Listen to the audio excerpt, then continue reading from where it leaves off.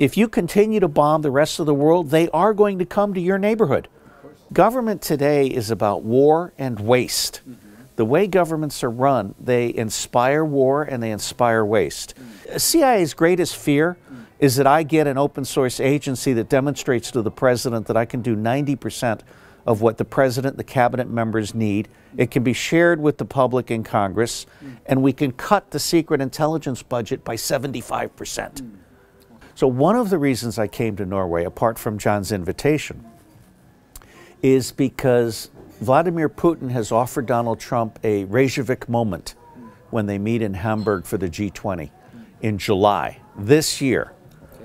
So I'm going back to Washington, and I already have some people interested in getting this videotape to Donald Trump so that he can see that there is actually a possibility for earning a legitimate Nobel, just as he earned a legitimate presidency. Barack Obama did not earn a legitimate Nobel. That was a disgrace to Norway and the Nobel Prize. So there are converging forces here, and I'm pleased to be here. But at the end of the day, it's about whether or not the rest of the world wants to listen. It's not about what I do. If Donald Trump were to barnstorm across the United States, I believe he could demonstrate to the public that the two-party tyranny needs to go and that we need to achieve democracy in the United States. I have realized that until governments make evidence-based decisions on behalf of the public, we cannot save the world. So electoral reform is about ensuring that every citizen has voice and vote. That's not the case in Norway today. It's not the case in the United States. In the United States of America, 70% of the voters are blocked. We have 8 parties in the United States, only 2 of which hold power. The other 6 are blocked from ballot access. And the independents are blocked from ballot access. So we actually have, as part of the deep state, you have the Rothschilds, the bankers, then you have the 2 parties that tend to share power, but they're actually bribed. The F-35. Any Norwegian citizen with a brain needs to know that if Norway is buying the F-35, someone has been bribed to make that possible. Okay? So you have the corrupt politicians, and then you have the complicit media, and you have complicit academics as well. Most university professors do not dare to challenge the deep state. And finally, you have the secret intelligence services. In Norway, I would say to you, your secret intelligence services are getting money from the Americans that they are not declaring to the Prime Minister and Parliament. There is a secret budget from the Americans to the Norwegian secret services that is not being declared. And what the Americans are buying for that is Norwegians spying on Norwegians. Government today is about war and waste. The way governments are run, they inspire war and they inspire waste. If you have electoral reform and you combine that with the open source intelligence and open source everything engineering, then you end up supporting peace and prosperity. For example, governments should not be allowed to declare war. Only publics should be able to declare war. In the United States of America, we have 11 illegal wars. We have what are called presidential wars. That is in violation of the American Constitution, which says that America will not go to war unless Congress agrees. And in fact, we have a very corrupt system. So electoral reform is the public power part of it, and open source everything, and open source intelligence and open source everything engineering is the intellectual part of it. Open source information is 95% of what politicians and corporate leaders need in order to make good decisions. Let me start with defining the word intelligence. Intelligence actually means decision support. It doesn't mean spies and secrecy. What has happened since World War II is that the intelligence services have become consumed with spying and secrecy to the point that they are now like secret police. They are like the Stasi. Okay? In the United States of America, NSA and CIA are spying on every politician. And then they are turning around and blackmailing those politicians. Senator John McCain, Senator Lindsey Graham, and I believe also Senator Marco Rubio and Senator Chuck Schumer are all being blackmailed in order to go along with deep state policies. All right? So intelligence is about decision support, and 95% of intelligence can be done using very inexpensive open sources. The problem is that most of the information that we need is not in English, not online, not secret, and not known to the CIA. And that's why the U.S. government makes so many bad decisions. Because on the one hand, it doesn't have intelligence support for agriculture or energy or health or water decisions. And on the other hand, the deep state is working through the two-party tyranny to basically bribe all the politicians to make decisions in favor of the banks instead of in favor of the people, in favor of war instead of peace, in favor of waste instead of prosperity. So electoral reform on the one hand and open source everything on the other are how we save civilization. I was the one who introduced NATO to open source intelligence. I was invited to speak to NATO when they could not afford Alvin Toffler. He wanted $150,000 and 2 first-class tickets. I lectured all of the NATO generals on intelligence, and then I wrote the NATO Open Source Intelligence Handbook. Just like the will of Alfred Nobel, the NATO Open Source Intelligence Handbook is not being followed, because there's 2 kinds of open source intelligence. There's passive open source intelligence, which is media monitoring, reading newspapers, document exploitation. And then there's active OSINT, which is talking to humans face to face like you and I here together. Let me give you a very specific example of OSINT done properly, and I would refer all viewers to the videotape from my lecture in Denmark in April 2016, OSINT done right. It's easily found by looking for OSINT done right. In the late 1990s, the U.S. Southern Command needed an economic study of Nicaragua. They were not happy with what the CIA was producing because the CIA doesn't care about Nicaragua and doesn't have sources and doesn't have good economists. Booz Allen was willing to do a study for $250,000 that would take a year. They asked me what I could do. I said, how does $250 sound? And this was a Friday, and I said, I'll have it by Monday. And they said, you're insane. You can't do this. I said, oh, yes, I can. The governor of the Bank of Nicaragua, who just retired, lives in Minnesota, and I have his email. And they said, oh, so let's see what you can do. I sent the governor an email. I said, look, I want to FedEx you a check for $250. And what I want you to do is sit down and write a 4-page summary of the Nicaraguan economy. 1 page on where it's at today and 3 pages with graphics or illustrations on where it's going. And he did. It took him 4 hours because I knew who knew. That is open source intelligence done right. The CIA has castrated open source intelligence. NATO has castrated open source intelligence. Norway does not do open source intelligence properly because the American influence has essentially killed the baby. The biggest advantage to OSINT is that it can be shared. Part of the problem with so-called secret intelligence is the security clearance process. I participated in a global war game at the Naval War College in about 1993, I think it was, 92.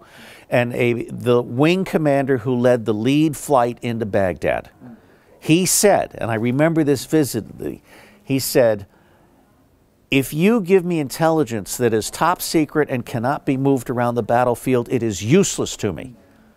What our commanders need, in fact, there's 4 levels of OSINT. There's strategic, so what is our national security strategy? There's operational, what is our theater or campaign strategy? Then there's tactical, where are people? And then there's technical. You have the FFI in Norway, which should never have agreed to buy the F-35. And then there's acquisition intelligence at the technical level. For example, the average aviation day in Norway is cold. The F-35 and all American aircraft are built to an average aviation day that is warm and humid. It's a completely different aviation day. So the main advantage of open source intelligence for the military is that it can be shared with every military person at every level on every mission area, from artillery and armor, infantry, and so forth.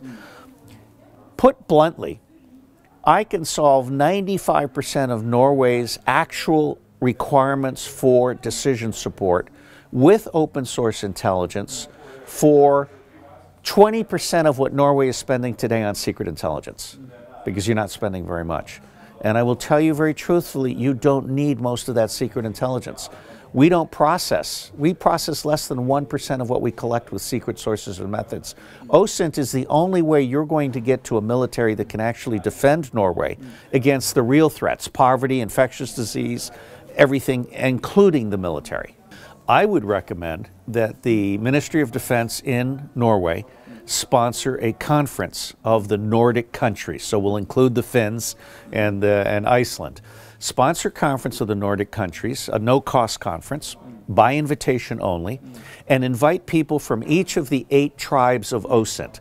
So you have academics, civil society, including labor unions, very important sources of information, commerce, especially small business, government, especially local. I was just up in Tanabro. It was wonderful. And then law enforcement, media, including bloggers, and the military and nonprofit organizations. So let's say 800 people, 100 from each country, all right, spread across those tribes. Have a conference. Define what do we need to know. And it should be an open source conference, which is to say an open space conference. It's not structured. It doesn't have a lot of formal speakers, maybe a few like myself planted to get things going. And say, where do we want to go as a nation? All right? What is our national grand strategy going to be? The whole point of grand strategy is to not only prevent wars, but to stop refugees from coming here. Those refugees are coming here because we bombed their country into nothing.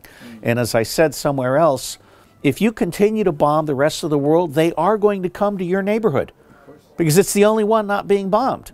All right? So we are creating these refugees. So I would sponsor a conference. That's the first step.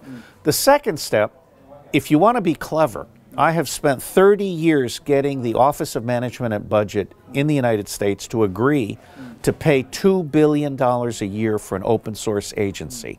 And I'm this close to getting to Donald Trump and showing him that an open source agency will not only destroy the fake news media and the rest of the deep state, but it will give him the information he needs to make sound decisions, such as withdrawing from NATO. I predict the United States will withdraw from NATO if Donald Trump is not assassinated. If he's assassinated, I predict we'll double down on NATO and we'll continue to do evil. All right? So I would say start with a conference, and then I would love to see, because Rex Tillerson, the Secretary of State, has my book. My father worked for Exxon, and my grandfather before him worked for Exxon. Rex Tillerson knows who I am. I would love to have the Norwegian Minister of Foreign Affairs, who I respect very much. I would love to have him, after this conference, invite Secretary Tillerson and Secretary Mattis, who's a Marine, as I am, invite them to have a two-way dialogue between the Nordics and the Americans and talk about what should be our grand strategy for creating peace and prosperity. How should we, in fact, invest not just in the military? One of the things that Frederick Heffermel and I have talked about, Frederick's the greatest authority on everything that's wrong with the Nobel. We've talked about how for 1/3 of what we all spend on military wars, not the military, but military wars, for 1/3 of that, we could raise the 5 billion poor. We could solve all 17 of the Sustainable Development Goals. And the reason my ideas are worthy of the Nobel, if implemented, is because I figured out how to do it for 10% of the cost of the existing industrial system. Let me give you a simple example. A tractor by John Deere costs $200,000. An open source tractor costs $20,000. 10%. And a tractor by John Deere cannot be repaired by the farmer. It has to go to a very expensive repair facility. An open source tractor is so simple it can be repaired by the farmer in the field. All right? So I think Norway, if it wants to, Norway is slipping away from its social contract.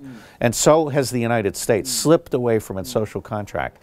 If Norway wanted to sponsor a conference, and do it soon, because there is a Reykjavik moment coming.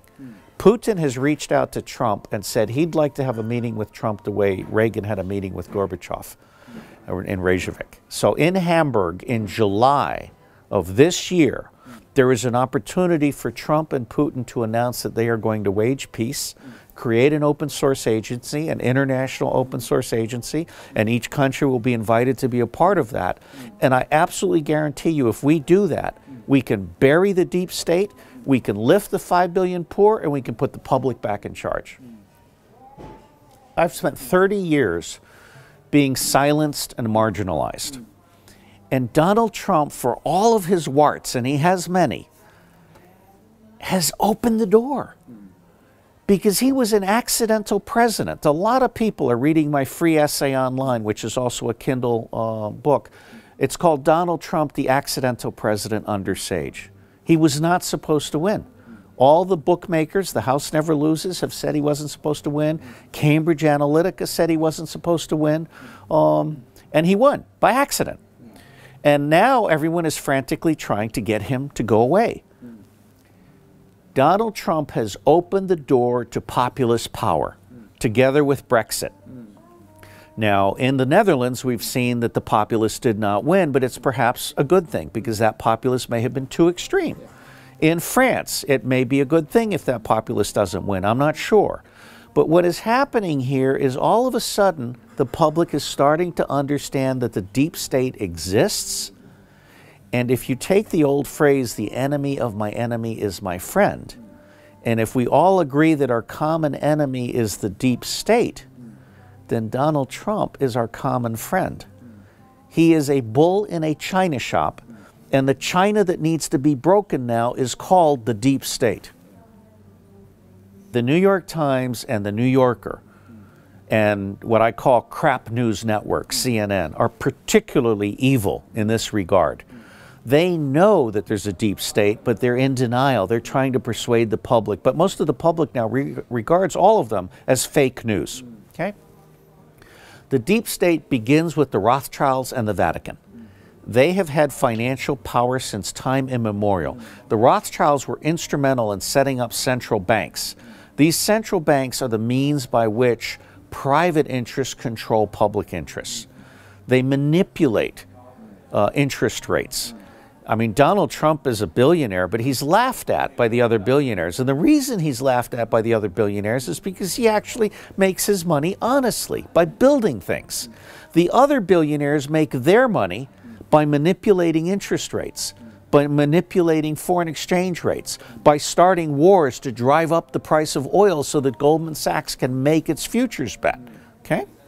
So the deep state is about bankers, including religions, the Vatican particularly, but also the Jewish religion as manipulated by the Zionists in Israel. Saudi Arabia and Wahhabism is part of the deep state. And then you have the complicit media, complicit academics, and then you have the secret intelligence services that are using their powers to spy on politicians and blackmail the politicians on behalf of the deep state. All right? That's why electoral reform is so important.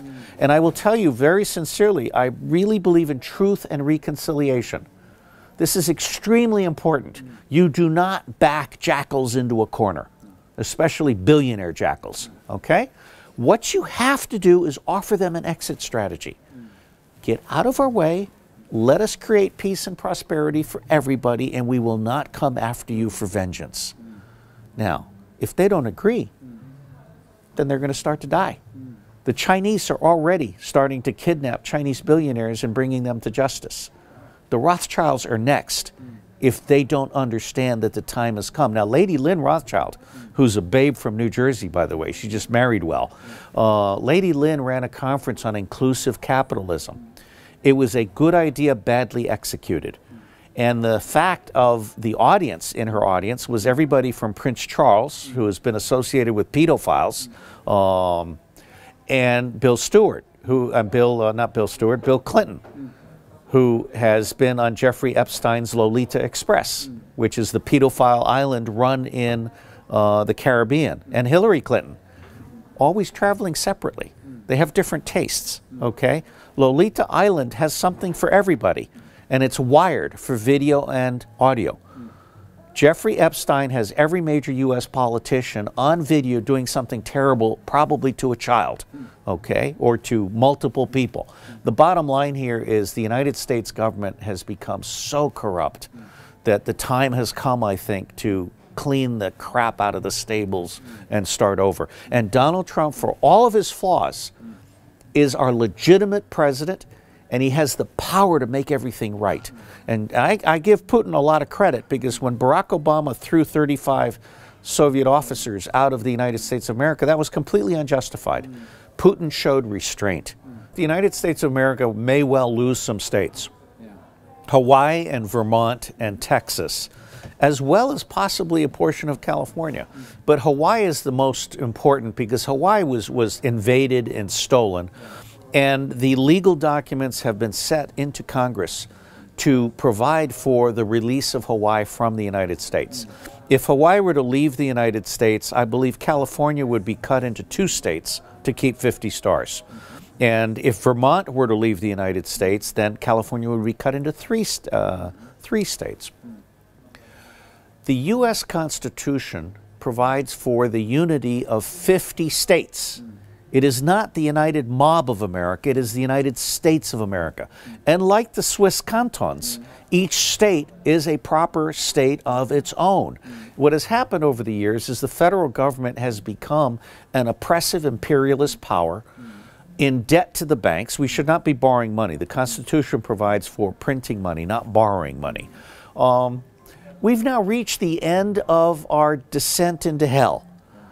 And I believe that the United States, if Donald Trump is not able to exercise electoral reform and stop war and declare peace and put to death the deep state with truth and reconciliation, then I believe the United States of America will break up in the next 10 years. There will be pieces that will leave.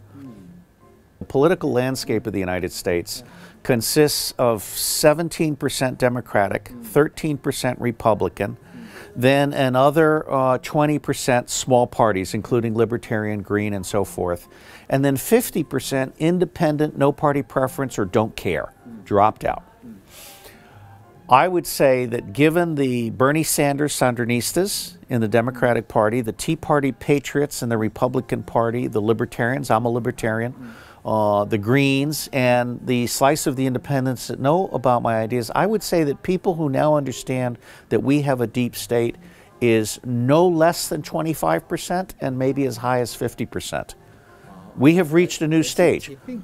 It is a tipping point. It is beyond a tipping point. And let me thank John Brennan, the director of the Central Intelligence Agency, because John Brennan is personally responsible for waking up the U.S. public. When he led the telling of all these lies, now remember, we've had many lies in the past. We had 935 lies about Iraq going into after 9/11. But now there's a new public consciousness. John Brennan, in 90 days, accomplished what I have not been able to do in 30 years. He overplayed his hand. He's demonstrated to the public that the secret intelligence community cannot be trusted. The mass media has lost their credibility with the public because they're now seen as fake news. And not yet complete, but if Donald Trump were to barnstorm across the United States, I believe he could demonstrate to the public that the two-party tyranny needs to go and that we need to achieve democracy in the United States. And if we do that, there will be peace and flowers and happiness, and God will smile on the world.